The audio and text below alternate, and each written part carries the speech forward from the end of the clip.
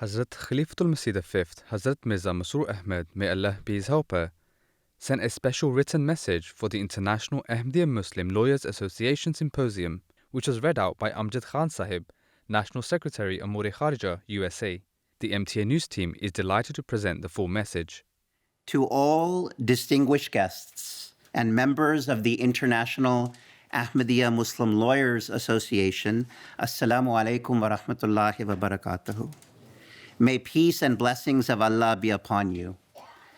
I am very pleased that the International Ahmadiyya Muslim Lawyers Association is hosting its inaugural symposium today. Certainly, it is a good thing that so many lawyers, most of whom are Ahmadis, but also some guests from around the world, are gathering today for the purpose of reflecting upon the standard of justice that exists in the world today, and moreover, to deliberate upon how true justice can be established. It is evident that we are living in an era in which the principles of justice and law are increasingly viewed with contempt.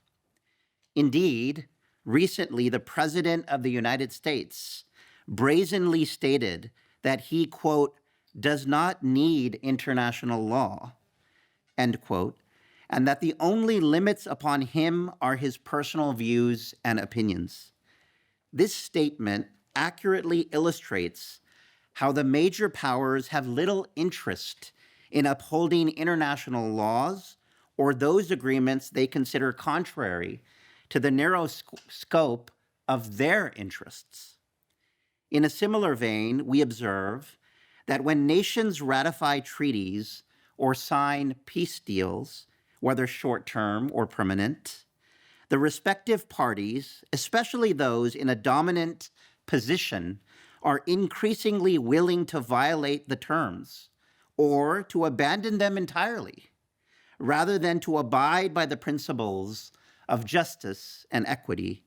As lawyers, I'm sure you will all have been taught to uphold and defend the rights of the innocent and those who have been oppressed or denied justice. However, regrettably, in today's world, the legal profession often fails to meet the demands of justice. Irrespective of whether a lawyer is advocating before national courts or standing before international tribunals, all too often, their first priority is to earn as much money as possible or to gain prestige or fame, or to climb the professional ladder, rather than to serve the cause of justice.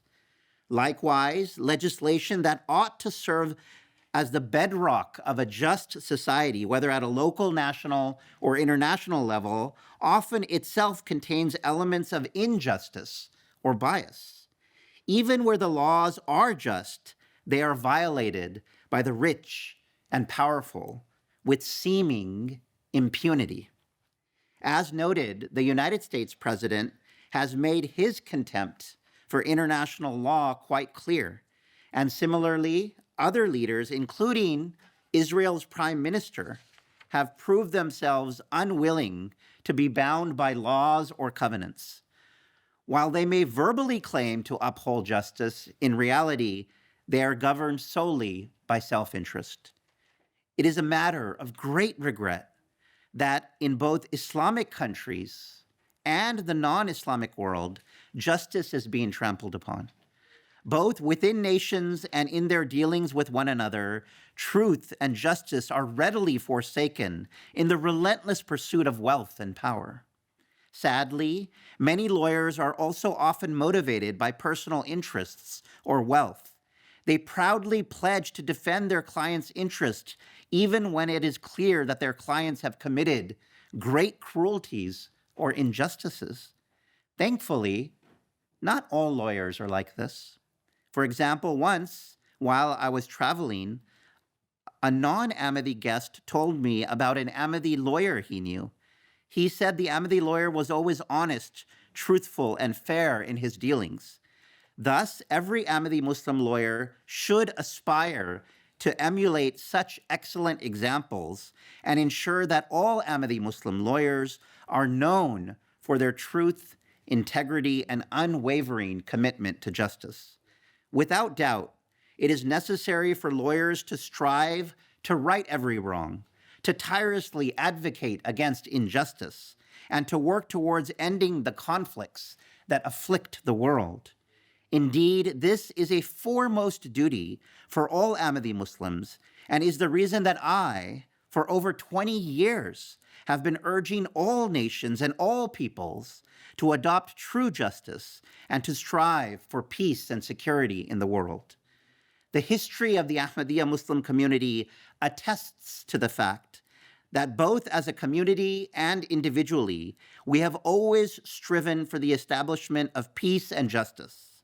In terms of the legal profession, one of the most eminent and distinguished lawyers of the 20th century was an Ahmadi, Sir Chaudhry Zafrullah Khan Sahib.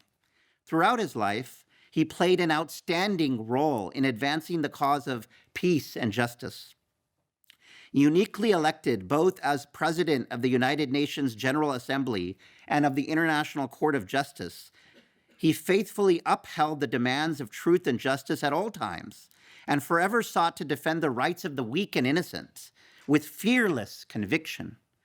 He was never swayed by any vested interest, nor was he ever motivated by personal desires. Certainly, his example ought to serve as a model for all lawyers, especially those who are members of the Ahmadiyya Muslim community. In terms of Islam, the Holy Quran has presented a golden principle for establishing justice. It states that the enmity of another should never incite a person to act unjustly. Furthermore, it proclaims that one should be prepared to testify even against themselves and their loved ones for the sake of upholding truth and justice. However, instead of aspiring to such a magnificent standard of justice, it is observed that some lawyers are inclined to give poor advice to their clients in order to needlessly prolong cases and ensure that their legal fees continue to accumulate. At the international level and with regard to relations between nations, the Holy Quran states that if two nations enter into a dispute or conflict, it is up to other nations and relevant parties to strive to reconcile them. Thereafter, if after reconciliation is achieved, either party violates the terms of the agreement or the ceasefire, as is often the case in today's world, other nations should unite and use whatever pressure or force is necessary to end the injustice. After the conclusion of the Second World War, the United Nations was established for this very purpose, to maintain international order, peace, and security. Yet, it is starkly apparent that it has failed to fulfill this fundamental objective. I am sure some people are genuinely striving for the United Nations to fulfill its mandate and maintain international order. However, their efforts are being suppressed and frustrated by those seeking to advance their vested interests. Thus, selfishness continues to prevail over justice. It was for this reason that the League of Nations collapsed, and it is for this reason that the United Nations is now crumbling before our very eyes. Previously, there were only signs of the organization's decline, but today, its failure and impotence are unmistakably clear. Thus, at the World Economic Forum recently, the Canadian Prime Minister declared that a new world order is emerging, in which multilateral organizations such as the United Nations are being ignored and relegated to irrelevance. Instead, he noted, countries are forming their own blocs and alliances based on their particular interests. In light of all of this, the question before all of you is, how can justice prevail, and how can you as lawyers fulfill your obligations to defending the rule of law and the principles of justice? Words alone, no matter how grand or lofty, are meaningless. Hence, no matter how much one claims to desire peace or strive for justice, until genuine action is taken, nothing shall be achieved. In terms of practical efforts, Islam teaches that one should not seek only their rights. Rather, one must equally harbor the resolve to uphold and secure the rights of others.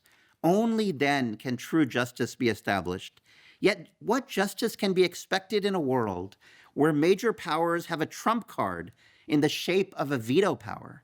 This inherent injustice is something that I have, for over 2 decades, highlighted as a fundamental barrier to peace and security. Moreover, while those who work within the United Nations or other multilateral institutions, whether lawyers, experts, think tank representatives, or policymakers, are expected to deliver justice, they are constrained by those who fund their institutions or pay their salaries. Rather than standing up for what is right, all too often they take positions or reach decisions that align with the interests of their paymasters. In such a situation, how can justice and peace prevail in the world? Whether you will admit it or not, the truth is that those advocating before a court, whether at a local magistrate level, the High Court, the Supreme Court, or international tribunals, are often at the mercy of vested interests. In all too many cases, victory lies not with the truthful, but to the party with the deeper pockets. Moreover, many within the legal profession fear retribution from the rich and powerful, and so are too often guided by self-interest, self-preservation, and the pursuit of wealth at the expense of justice. Regrettably, in certain instances, such fears are well-founded. In recent times, cases have come to light in which very senior lawyers or judges who sought to pursue justice have faced threats, sanctions, and career destruction. Their reputations are left shattered. They are threatened and intimidated simply because they are unwilling to follow the dictates of the powerful. In such circumstances, how can international courts or the United Nations be expected to discharge their duties? As lawyers, you must stand in the face of the pressures or forces that you may encounter. At all times, the only fear that should govern your conduct is the fear of God Almighty. Moving forward, those nations and individuals who genuinely wish to see justice should unite and have the courage to stand before the major powers in defense of truth and justice. Yet, all signs point towards increased warfare and destruction. As I have repeatedly warned, I believe we are heading rapidly towards a cataclysmic world war in which conventional weapons shall be sidelined in favor of utterly inhumane and destructive weapons capable of annihilating cities and entire nations. Indeed, it appears that the first embers of such a world war have already been kindled.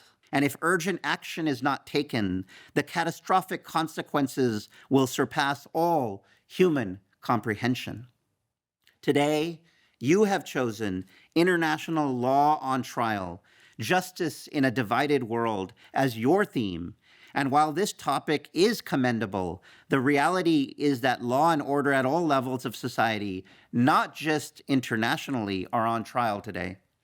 This, as I have already made clear, is because the fundamental principle of justice is under a sustained attack. Thus, let it be clear that until true and absolute justice are established, there can be no lasting peace in the world. Therefore, it is my sincere request to all of you that in your deliberations today, you reach a consensus amongst yourselves, pledging to make whatever sacrifices are required in order to defend justice and to focus seriously and wholeheartedly on this mission. If you are collectively resolved to do this, it is possible, at least to some extent, that you may be able to make a real and positive difference globally. Otherwise, as I have repeatedly stated, all signs point only towards unimaginable destruction. In conclusion, it is my prayer that the world recognizes the dangers that lie before us and set aside self-interests for the sake of truth and justice so that we are able to safeguard ourselves and future generations.